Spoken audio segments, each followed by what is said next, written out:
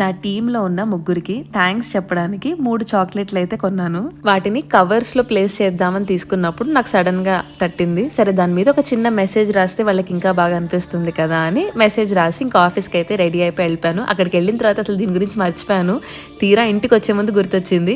సరే మీ ముగ్గురు ఇటు రండి అని నా ముందు కూర్చోబెట్టుకొని కళ్ళు మూసుకోండి అని చెప్పేసి వాళ్ళ ముందు కవర్స్ అయితే ప్లేస్ చేశాను అనమాట. అది చూడంగానే వాళ్ళ ముగ్గురు చిన్న పిల్లల్లాగా they were so happy, so excited. నాకు చాలా ప్రైజ్లెస్ అనిపించింది వాళ్ళ రియాక్షన్స్ చూసి.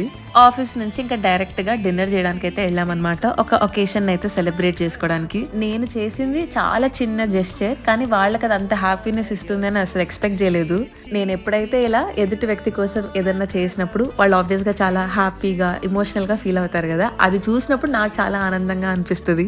అది నేను మాటల్లో ఎక్స్ప్రెస్ చేయలేని ఒక బ్యూటిఫుల్ సాటిస్ఫాక్షన్. మనం పెద్ద పెద్ద విషయాలు చేయలేకపోయినా మనసుతో చేసిన చిన్న పనులు కూడా ఎదుటి మనిషికి చాలా ఆనందాన్ని ఇస్తాయి.